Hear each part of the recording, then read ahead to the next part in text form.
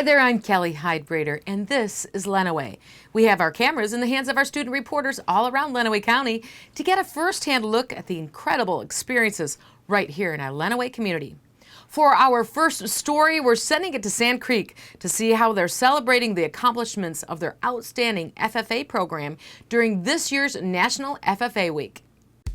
FFA at Sand Creek is very diverse. Students can participate and pick from events that have to do with animals, plants, leadership contests like competing, public speaking, parliamentary procedures. This morning we were doing Parley Pro practice, which is a leadership contest that I take part in, and I'm just a general member, which means I just discuss and debate and make motions that helps run the meeting and make it smooth so that everyone is able to discuss and be a part of it and get to do a leadership contest. And so I'm the chairperson for that. And so you have a chairperson and a secretary who takes notes, and you go through planning an event, going through everything from a budget to a time and place to the nitty-gritty details about it. And the idea is to try and make the most convincing, realistic event as you can to convince the judges that you're really going to get the event done. One thing that I enjoy about FFA is getting to meet new people, and even the people that I already know, getting to hang out with them more and having something in common with them. It's just really fun, and it gets you involved with others, and it's a great community aspect where you're involved with just more than people your age. You're involved with people older than you, younger than you, people involved in ag, people involved in other things. It's a great experience, and if you're even slightly interested in joining the FFA, I recommend that you should. And then starting my freshman year, I became an officer and then got really involved in all the contests. 8th grade year actually, like one of the first things right in the winter that some of my friends were on the conduct and meetings team, which is like Parley Pro for junior high, and they needed an extra person, so I was like, I don't really know what I'm doing, but yeah, I guess I'll do it. And we actually made it a state competition that year, so that really was a really cool experience for me, and I think really brought me into the FFA. So now I'm very involved. It's one of my favorite and most active clubs that I'm in. FFA to me it's really about the community and the connections you make. So most students really shy away from the FFA at first because they don't want to do the public speaking part. They're afraid to speak in front of others. So it's my job to encourage them to participate, maybe in a group setting first. And then you really do find out after they've been in it 4, 5, 6 years that their public speaking skills have increased tremendously in their self-confidence about being able to go out and talk in front of others. And it is just amazing to see that transformation in those 5 to 6 years. We adjourn the meeting. The FFA has done a great job of keeping agriculture alive here in Lenawee County, and the skills gained while working with the FFA will give them a head start on the skills that they can use later in their careers. Next, we will head to Morenci, where we see an interesting class offering a new take on graphic imaging. Stay right there. Why is Connor having trouble focusing in school? Having trouble finding Connor's middle school? Would you like directions? No, why is Connor having trouble focusing in school? Finding lowest airfare to Istanbul. No, I'm tired of fighting with him over homework. Home, walk, restaurant. Need a review? No, I need help. He's very smart, but his mind wanders. He's disorganized. I think I understand. Oh, good. French fries. Finding best potatoes. No! Russet. Fingerling. Yukon Gold. Why don't you understand me? Sorry, I was trying to show how Connor feels every day. Frustrating, isn't it? Redirecting to understood.org. For the 1 in 5 kids with learning and attention issues, this is what life can feel like. Explore understood.org, a free online resource about learning and attention issues, designed to help your child thrive in school and in life. Understood.org, because understanding is everything.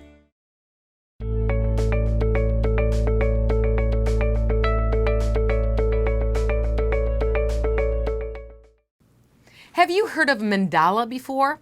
I know I hadn't heard about it until I saw this video on Morenci's new graphic imaging course centered around this type of design. Let's see what it's all about. So this is a mandala, which is the project that we're currently working on in graphic design. And I did all of this using this brush tool, and it basically copies whatever you draw onto each space.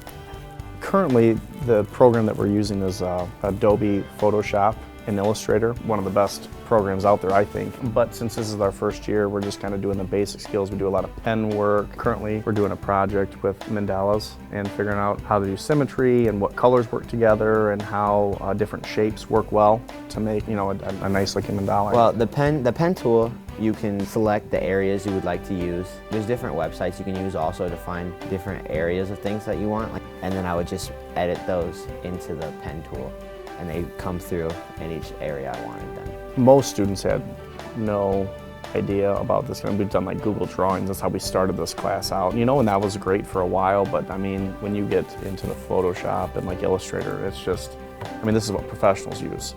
So I guess when they leave this class, just have a basic understanding of how these programs work, the capabilities of how easy it is to change things or make things with a graphic design class. Most of them just have like regular art class backgrounds, but in this case, this opens up, you know, a whole new world of opportunities that they can delve into and explore. I've always drawn my whole life and physically drawn, never anything on the computer using technology. So that's been interesting to experience the differences between traditional art and using technology like Photoshop. Yeah, I like that I know more about it, and then if I ever needed it, I could use it. I just like how I can be myself, and it's easier on the computer than drawing on paper because I'm not a skilled drawer, but I feel like I can work the programs pretty well. It just feels very different than just drawing with a pencil. As an artist, I've always wanted to know how to work programs like Photoshop and Illustrator because those are the big digital art tools. So I'm glad that I have more experience and knowledge with these tools. Technology. That is great. And this course gives a cool new spin on a traditional art form while also teaching the students valuable things like Adobe Photoshop and Illustrator. Well, in the next segment, we talk to the parents at Onsted schools on their perspective on one of the biggest nights of their kids' high school career, which is homecoming. We interviewed different parents, all of which have had school ties to that system. And let's see what they have to say. Onsted High School for homecoming, we have, of course, our homecoming court, which we have all the representatives from each grade represent for each grade for homecoming. And then we also have our pep assembly, which the band comes, we do activities. It's actually been really fun. You know, we had a lot of snow days or whatever, so it was kind of stressful, it all being 1 week, you know, but other than that, it's also a lot of fun. Nerve-wracking, but it's also a lot of fun. Being a teacher and having a child who is a student here at Onsted is really a great thing. I can remember people saying at the beginning of the year how sad they were that their kids were going to school, and especially in kindergarten, and they were starting and they were going to be away from them. And I was like, this is the best for me because he's with me every single day. So I have 3 children, and so far since I've been principal, all 3 have been in my building, and they've all graduated out and moved on to middle school and high school. So it's been exciting. I love all the kids at Onsted, and so it's just been the same old thing. I love to be able to see them and keep them moving along just like all the other students. So I was really excited to find out that he was on winter court this year. He came down to my room actually at lunchtime, and he said, guess what? And he said, I made it on court, and we're really proud of him for that. He was a representative his sophomore year as well, and that was really fun. So this is just kind of a nice thing to have him do again. Oh, we were all excited. What an honor for all these kiddos. We've been together ever since they've been so little, so it's really neat to see them grow up together, and just quite an honor to see her up there shining with the rest of her friends. That's a hard thing. He has done so many great things. I am really impressed with his basketball skills, and he's worked really hard to become the best he can be with that. We've been practicing for a while, and I think we have a good chance, but yeah, pretty exciting. I didn't really expect it, but on the court with good guys and good girls, and it's pretty cool. I mean, I'm just going out there to have fun. I'm pretty excited about it. Doesn't really worry me at all, but yeah, it's pretty cool. Oh gosh, it's such an honor for her to even be on the court. I haven't even thought that far ahead. So hopefully both teams play really well tonight. That's the first important part, is to play basketball and both teams come back with a victory. And then whoever's the queen and king, we're gonna smile and clap and probably lots of tears for parents and be happy for whoever it is. I have absolutely no idea what his chances are of winning. 5 years ago, Evan, our older son, was on homecoming court and he won, and so he's coming back tonight, and it would be really awesome to see Ethan win, but just being nominated is a really big honor. You can just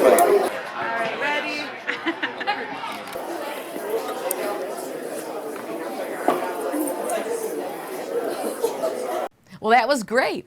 We all know how difficult it is to see your kids grow up, especially when being directly involved in their education, and these parents are. We're glad to see they shared their moments with us. Next, we'll have a story about grandmothers who are giving back at another school in our district. Madison runs a one-on-one volunteer program. We serve as kindergartners at this point, and we have for the last 6 or 7 years.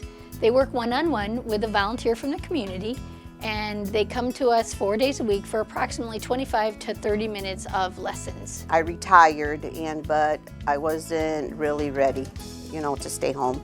So I asked about the program. I seen the newspaper clipping, and I called and went through the training, and that's why I'm here.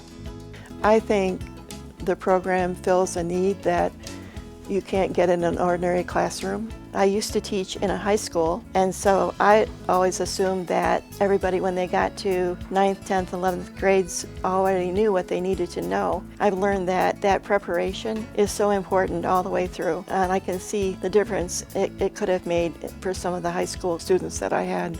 Hopefully they can, get up to where they're supposed to be, because there's a lot of them that need a lot of mentoring, and hopefully they can get one-on-one with us and, succeed and go, back to where they're supposed to be.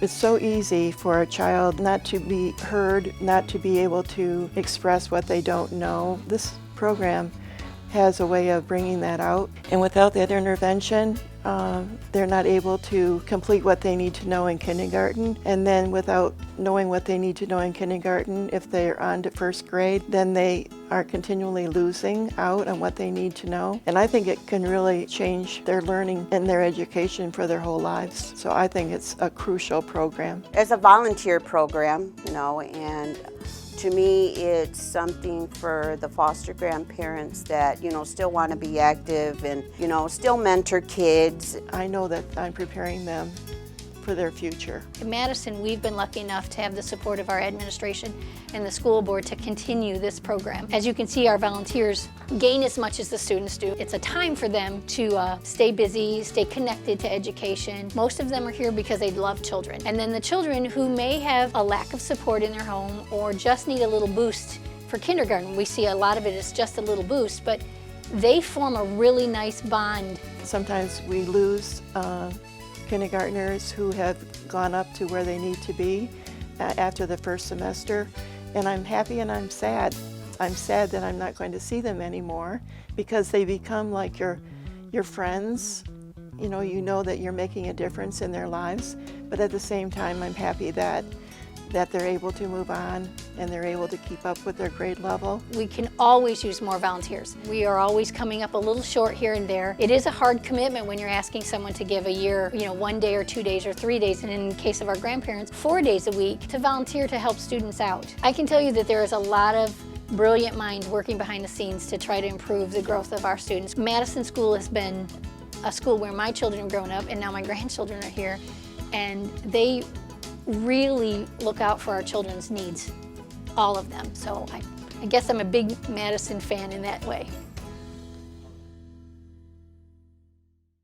Isn't that sweet? It's amazing to see how generous these grandmas are to give back in their community, especially at this time in their life. And when we come back, we're going to see some unusual instructors in Clinton schools. And these have scales and slither. You won't want to miss that. A boy born in Joplin, Missouri was fascinated by anything with wheels and a motor. The odds of him winning both the Daytona 500 and the Brickyard 400 in the same year 1 in 195 million. The odds of a child being diagnosed with autism, 1 in 68.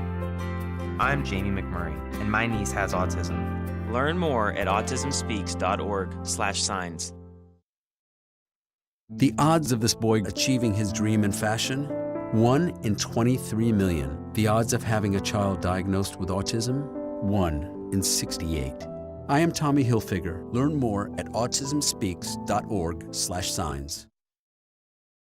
Don't let salmonella get funky with your chicken. On average, 1 in 6 Americans will get a foodborne illness this year. So learn the right temperature to cook each type of meat. Keep your family safe at foodsafety.gov.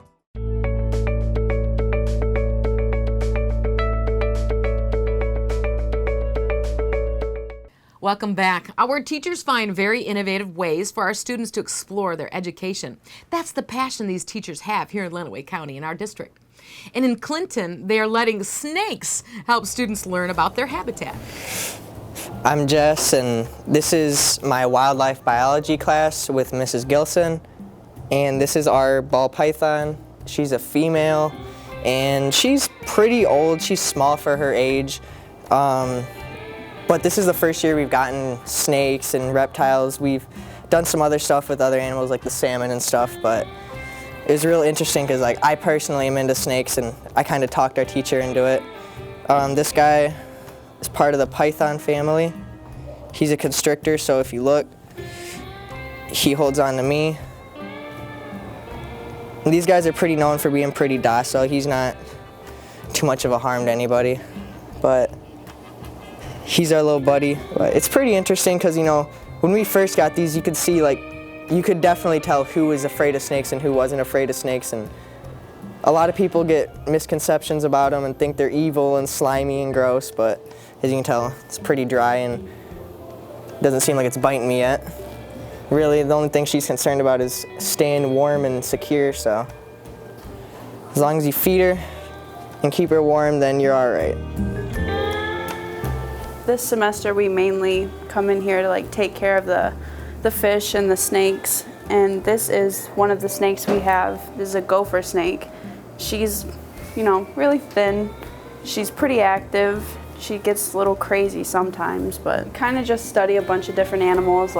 We've been learning about the different types of birds that we have, not just in Michigan, but just kind of all over, like owls. And the other day we had somebody come in that brought in a falcon, an owl, and a turkey vulture, just to kind of line up with what we're studying right now with the types of birds and everything that we have. Well, personally, I like snakes, so it was really nice to have something that you actually like in the building with you that you can take care of. And since there's only a few of us that are really interested in the snakes, so we mainly come in and take care of them and feed them. So. All right, I'm Pearson Riley. These are our Chinook salmon, and this is my wildlife biology class. We got these salmon at around Thanksgiving time this last year. They hatched at around Christmas time, and we are keeping them until around April or maybe May, until we release them back into the wild and to help preserve the salmon population in Michigan. We've done this for about 2 years now. Last year was our first year doing this. It's quite interesting seeing them grow up, and we learned a lot about how difficult raising salmon can be with keeping the temperature at cool 47 degrees and at certain feeding, keeping the nitrogen levels down. They're one handful for a small fish. They're pretty interesting once they get to be a lot bigger. They grow very rapidly in the last month that we have them. They get up to about 3 inches each instead of the little 1.5 inch that they are currently at. Besides that, they pretty much their attraction to all the kids in school. They love to come tap on the glass, as all kids love to do. Everyone always wants to feed them or clean out the water, but besides that, they are just a part of the little CHS family.